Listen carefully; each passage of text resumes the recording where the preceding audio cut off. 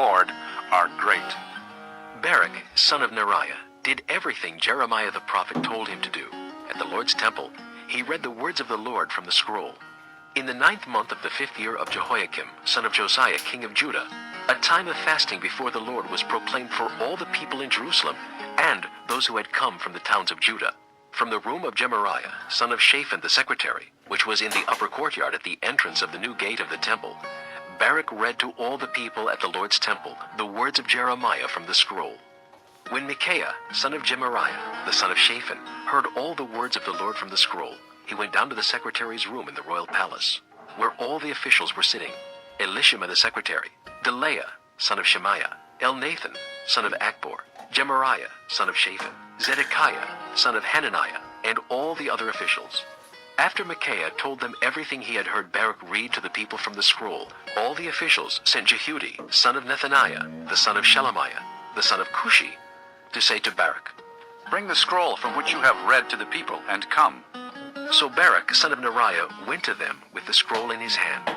They said to him, Sit down, please, and read it to us. So Baruch read it to them. When they heard all these words, they looked at each other in fear and said to Baruch, We must report all these words to the king.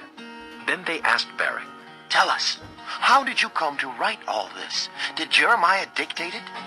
Yes, Baruch replied.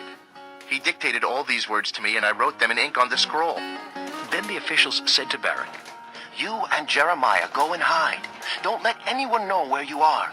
After they put the scroll in the room of Elishama the secretary, they went to the king in the courtyard and reported everything to him. The king sent Jehudi to get the scroll, and Jehudi brought it from the room of Elishama the secretary and read it to the king and all the officials standing beside him.